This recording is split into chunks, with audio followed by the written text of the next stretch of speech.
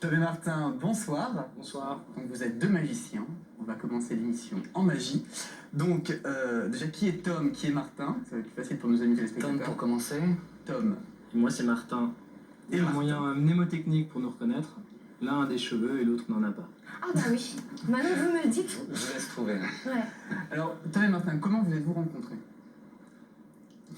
Ah, ça c'est un grand débat, mais en fait, c'est une petite rencontre qui s'est faite il y a quelques années, 7-8 ans.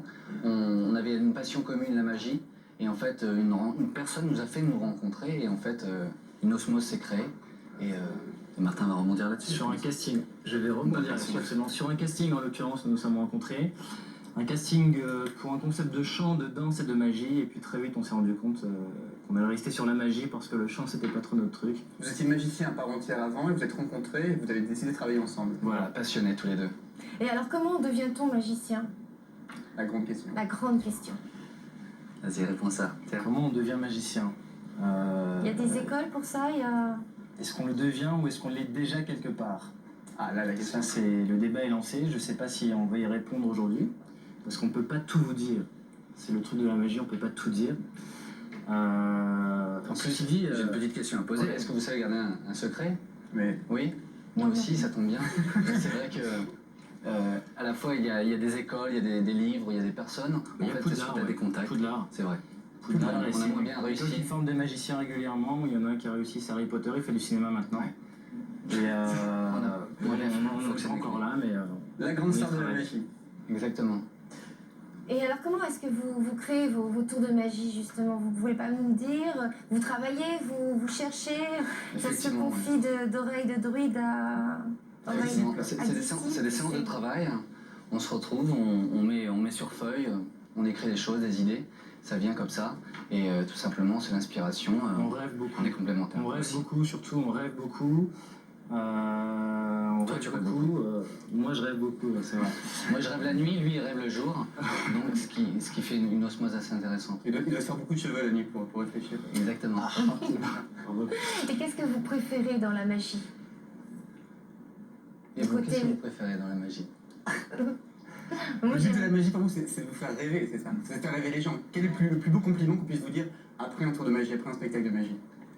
C'est une question intéressante. Des petites étoiles dans les yeux des spectateurs, des applaudissements. C'est notre plus grand remerciement. Moi, il m'est arrivé une anecdote lors d'un contrat pour une association avec des jeunes en difficulté.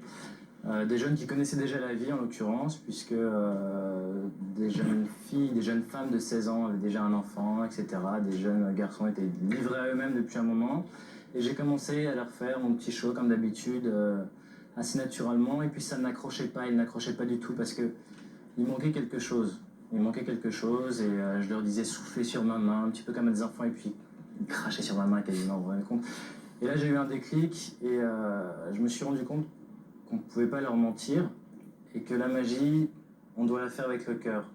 Je ne devais pas faire ça machinalement, mais je devais vraiment leur donner quelque chose. Et là, ils ont commencé à ouvrir grand leurs yeux et je me suis rendu compte que la vraie magie, c'était là, d'où le titre de notre spectacle. La magie, c'est l'âme qui agit. En fait, c'est une pièce de magie-théâtre qu'on a créée tous les deux. C'est un spectacle qui mélange le théâtre et la magie, avec un petit peu de sagesse, de spiritualité de la personne de Martin, et plus du côté humour, romantisme de mon côté. Et on a essayé de créer quelque chose, un spectacle qu'on est en train de jouer actuellement sur Paris.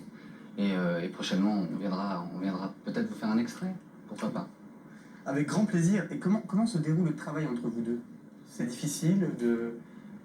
Un a un avis, l'autre pas forcément le même, pour créer les tours, parce qu'il faut vraiment une connivence extraordinaire. Les magiciens, on voit souvent des magiciens qui sont seuls sur scène.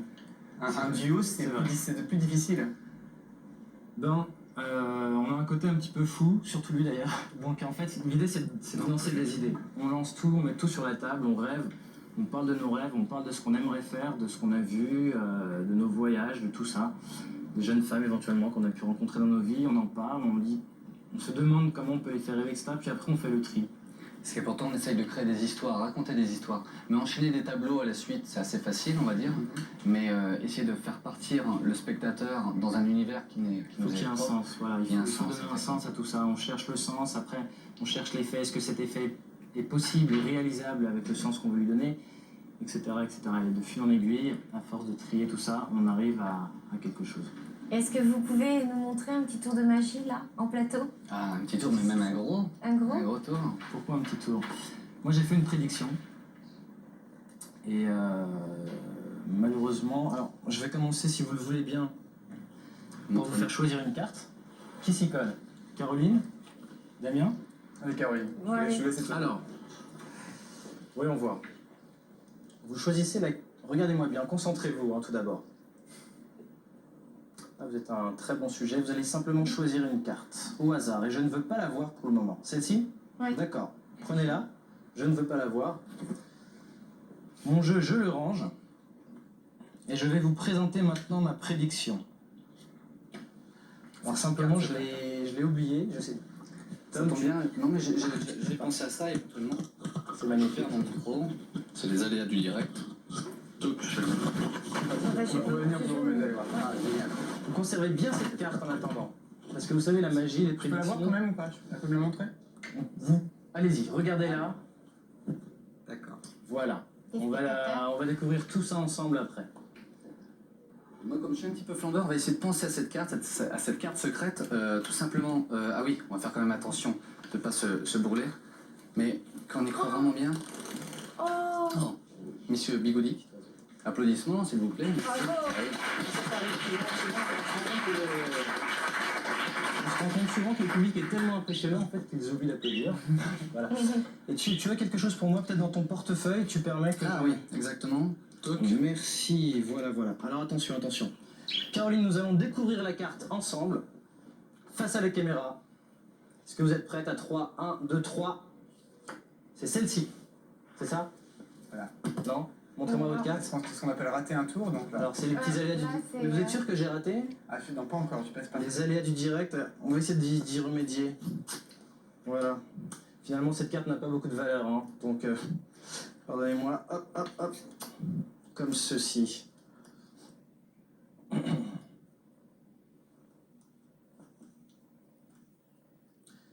Vous aimez le feu? Moi, personnellement, je suis un petit peu flambeur, donc si vous permettez, je vais juste sortir mon petit briquet. Oh là! Ah, bravo! C'est ça? Voilà. C'est bien votre carte, oui. Oui, c'était bien ma carte. On sait plus trop quoi dire après ça. Hein. Non, c'est vrai. Non, mais bravo, c'est vraiment impressionnant. Alors, c'est pas complètement terminé, mais Bigoudi aussi fait de la magie. Je voudrais que vous le suiviez bien parce que. Comment il s'appelle? Bigoudi. Bigoudi. C'est C'est original. toujours en référence aux cheveux, mais enfin, on vous en Ouais. parle. Faut pas le dire. Regardez bien. Ils sont encore en prêt un peu sommeil. Merci. Super. Oula. Tiens, on peut faire peut-être quelque chose ensemble. Tu veux qu'on essaye? Vraiment? Tu veux que je fasse quoi avec ce souffle-là en fait? Peut-être le souffle magique Le souffle magique pourrait hydraulique, exécuter quelque chose. Vous pouvez souffler un souffle sensuel et magique sur ma main? Oui? Ne crachez pas s'il vous plaît. Je sais pas. Merci, oh pardon. Allez, on va le refaire. Un petit souffle sensuel et magique. Donnez tout ce que vous avez, c'est magnifique. Voilà. Est-ce que ça vous a plu? Alors là. Merci beaucoup. La magie des anges, comme et Martin. Alors d'ailleurs, pourquoi dire bravo et pourquoi la magie des anges? D'où vient cette Nous sommes jolie... des anges. Nous sommes des anges. Est-ce que vous croyez aux anges? C'est une petite question que je vous pose. Les anges, oui. Moi, Oui. personnellement, j'y Les crois. anges gardiens, les anges qui nous protecteurs. protègent. Exactement. Et à la fois, je trouve ça très beau ce petit titre, hein, La magie des anges. C'est très beau, c'est de la poésie. Il faut de la poésie dans ce monde. Il faut voir aussi plus que des talents techniques, on imagine. Il faut avoir un certain art oral pour pouvoir faire des tours de magie.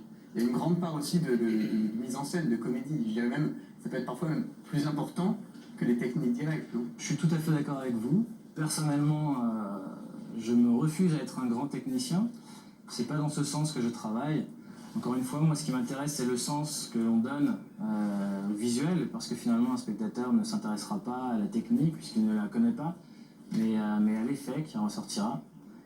et à l'émotion qu'il va ressentir. Donc si jamais les anges nous font la grâce de nous envoyer un petit peu d'amour et que cet amour passe à travers nous et notre visuel pour toucher les spectateurs, on a gagné. Faire travailler un peu l'imagination, le rêve, un petit peu.